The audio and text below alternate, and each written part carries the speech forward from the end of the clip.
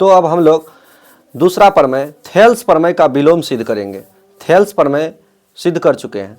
Thales प्रमेय में क्या कहा गया है? थेल्स प्रमेय में कहा गया था कि यदि हम किसी त्रिभुज के किसी एक भुजा के समांतर कोई रेखा खींचते हैं तो अन्य दो भुजाओं को समान अनुपात में बांटती है।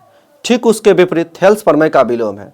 किसी त्रिभुज में किसी दो भुजाओं को समान अनुपात में बांटने वाली रेखाएं तीसरी भुजा के समांतर होती है। तीसरी भुजा के क्या होती है? समांतर होती है। तो इस बात को हम अब प्रूव्ड करेंगे। तो प्रूव्ड करने के लिए सबसे पहले हम त्रिभुज का चित्र बना दिए हैं और यहाँ पर प्रमेय लिख दिए हैं। किसी त्रिभुज में किसी दो भुजा को समान अनुपात में बांटने वाली रेखा तीसरी भुजा के समांतर होती है। देखिए, जैसे कि ये त्रिभुज है, इस त्रिभुज में ये और ये भुजा समान अनुपात में, यानी कि ए बी भुजा समान अनुपात में ए डी और बी डी में बटा हुआ है, और ए सी जो भुजा है वो समान अनुपात ए ई और ई सी में बटा हुआ है। तो हमें सिद्ध करना है कि बी सी समांतर ए सी होगा, यानी कि हमको सिद्ध करना है बी सी समांतर डी ई होगा। इस बात को सिद्ध करना है। तो चलिए हम सिद्ध करते हैं और देखते हैं। काफ़ी सरल तरीका से सिद्ध करेंगे, जिससे आप लोगों को बहुत अच्छे ढंग से समझ में आ जाएगा। चलिए ध्यान दीजिए। सबसे पहले हम बताए थे किसी भी प्रमेय को सिद्ध करते हैं तो सबसे पहले माना कि लिखते हैं, उसके बाद जो सिद्ध करना है वो बात लिखते हैं, उसके बाद सिद्ध करने के लिए जो रचना करने की हमें आवश्यकता होती है उसके बारे में लिखते हैं, उसके बाद प्रमाण लिखते हैं, उसके बाद प्रमेय क्या हो जाता है? सिद्ध हो जाता है। तो चलिए सबसे पहले लिखेंगे, यहाँ पर क्या है? त्रिभुज ए बी सी है। तो लिख देंगे माना कि त्रिभुज ए बी सी है, जिसमें माना कि त्रिभुज ए बी सी है जिसमें देखिए यह रेखा है डी ई, जिसमें D E Rekha A B और ए सी को समान अनुपात में बांटती है। ये बात दिया गया है। यहाँ पर आप पढ़ सकते हैं, किसी त्रिभुज में किसी दो भुजा को समान अनुपात में बांटने वाली रेखा तीसरी भुजा के समांतर होती है। तीसरी भुजा तो समान अनुपात में बांटती है, ये बात दिया गया है। तो हमको सिद्ध करना है कि ये दोनों भुजा समांतर होगा। तो क्या सिद्ध करना है? तो सिद्ध करना है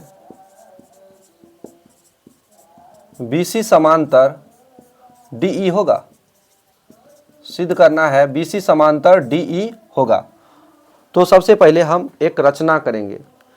रचना यही करेंगे, BC के समांतर कोई अन्य रेखा लेंगे, उसके बाद उससे कंपेयर करेंगे। अब रचना करेंगे। रचना में देखिए, रचना करना पड़ेगा हमको, तो रचना लिख देंगे। यहाँ पर रचना क्या करें? तो रचना हम BC समांतर कोई भुजा लेंगे। जैसे हम BC समांतर DM रख लेते हैं। BC समांतर DM, ये M जो है F के काफ़ी निकट रहेगा। यहाँ पर M रचना खींचे। क्या रचना की? तो BC समांतर DM खींचे। BC समांतर DM खींचे। अब हम प्रमाण से चलेंगे। हमको क्या सिद्ध करना है? BC समांतर DE सिद्ध करना है। इसके लिए कुछ हमको मानना पड़ेगा रचना में, तभी संभव है, अन्यथा संभव नहीं है। तो BC समांतर DM खींच लिए। अब देखिए प्रमाण, चूंकि दिया गया है, क्या दिया है? दिया गया है कि त्रिभुज ABC है जिसमें DE रेखा AB और AC को समान अनुपात में बांटती है। तो ये जो रेखा है DE, अगर दोनों को AD और DB या BD भी लिख सकते हैं, AE और EC लिख सकते हैं, या AE या CE समान अनुपात में बांटते हैं। जो बात दिया गया है उसे सबसे पहले हम लिख लेते हैं। तो चूंकि दिया गया है, क्या दिया गया है? चूंकि AD बटे BD बराबर AE बटे EC, या CE भी लिख सकते हैं, CE लिख लेते हैं।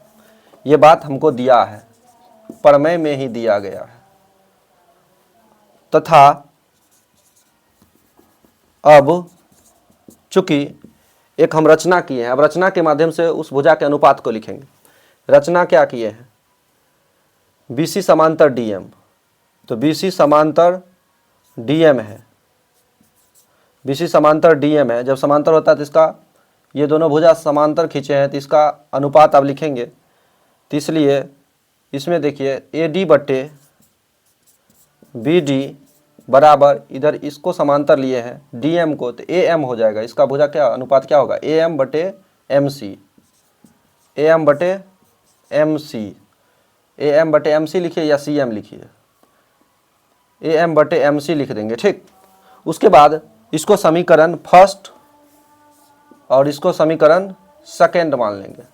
अब हम समीकरण फर्स्ट एवं सेकेंड को तुलना करेंगे, जिससे फर्स्ट पार्ट बराबर है इस साइड वाला, LHS पार्ट बराबर है AD बटे BD, AD बटे BD, दोनों कट जाएगा, बचेगा ये दोनों। समीकरण फर्स्ट एवं सेकेंड से, फर्स्ट एवं सेकेंड से अब हम चले हैं तो ये दोनों भाग कट गए, LHS बराबर है। तो समीकरण ऐसा नियम होता है, जब कंपेयर करते हैं तो बराबर भाग कट जाता है। उसके बाद जो बचता है उसको लिख लेते हैं, AE बटे CE बराबर AM बटे MC बचा। अब देखिए AE बटे CE, AM बटे MC हमारा बच गया। अब पूरा भुजा कैसे करेंगे, तो कोई उपाय नहीं है। तो इसके लिए दोनों तरफ कुछ भी अगर हम समीकरण बराबर रहता है तो समीकरण में तो दोनों बल कुछ भी जोड़ेंगे या घटाएंगे तो इससे इसमें कोई प्रभाव नहीं पड़ता है। तो दोनों तरफ हम एक जोड़ेंगे। क्या जोड़ेंगे, यहाँ पर दिखाई नहीं दे रहा होगा, इसके लिए हम क्षमा चाहते हैं, इस साइड लिखते हैं। यहाँ से लिखना शुरू करते हैं। यहाँ से देखिए AE बटे CE बराबर हो जाएगा AM बटे MC। अब दोनों तरफ एक जोड़ने पर, दोनों तरफ एक जोड़ने पर, एक जोड़ने पर, एक जोड़ने से पूरा भुजा का मान प्राप्त होगा। जैसे AE बटे CE प्लस 1 AM बटे MC प्लस 1।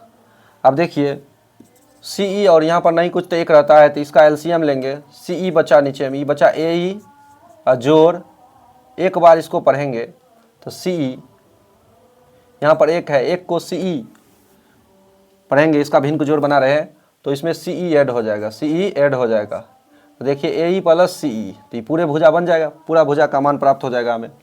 अब यहाँ से देखिए MC इसका LCM होगा तो AM, और यहाँ भी देखिए MC हो जाएगा, क्योंकि यहाँ पर एक रहता है, एक को MC बार पढ़ेंगे तो इसको MC से गुना करेंगे। भिन्न को जोड़ आप लोगों को आता होगा, उसी प्रकार बना रहे हैं। यहाँ से देखिए अब यहाँ से देखिए AE और जोड़ CE, AE जोड़ CE, AE और CE दोनों को जोड़ेंगे तो बड़ा भुजा AC प्राप्त होगा। हमें क्या प्राप्त होगा, AC प्राप्त हो गया। और नीचे क्या है, नीचे है CE, यहाँ पर CE लिख देंगे बराबर। यहाँ देखिए AM और MC, तो फिर AC प्राप्त हो गया पुनः, AC बटे यहाँ पर MC प्राप्त हमको हो गया। अब AC से AC यहाँ कट जाएगा, AC से AC कट गया, क्या बचा 1/CE बराबर 1/MC। तो इसको हम लिख सकते हैं CE बराबर MC, CE बराबर MC या CE बराबर MC, CE बराबर MC। अब देखिए CE बराबर MC हो गया, CE बराबर MC यहाँ पर आ गया हमको। CE कहाँ है, यहाँ पर है CE और बराबर MC, यानी कि MC, ये दोनों मान बराबर है। ये अब संभव हो सकता है, यह तभी संभव होगा जब ये दोनों बिंदु एक जगह होगा, यानी कि संपाती होगा। दोनों बिंदु CE बराबर MC तभी संभव होगा जब ME के काफी निकट हो, ME के काफी निकट हो, अर्थात संपाती हो, दोनों एक दूसरे पर चढ़ा हुआ हो, ये बिंदु इस पर चढ़ा हुआ हो। तो यहाँ पर लिख देंगे यह तभी संभव होगा जब ME के काफी निकट संपाती हो, ME के काफी निकट संपाती हो।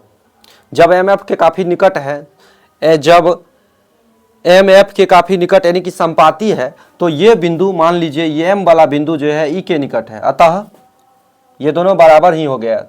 ये एम बिंदु जब यहाँ आ गया तो ये दोनों क्या हो गया, तो ये दोनों बराबर ही हो गया। तो इसलिए लिख देंगे अतः BC समांतर EF DE, BC समांतर DE हमको प्रूव करना था, BC समांतर DE हो गया प्रूव्ड।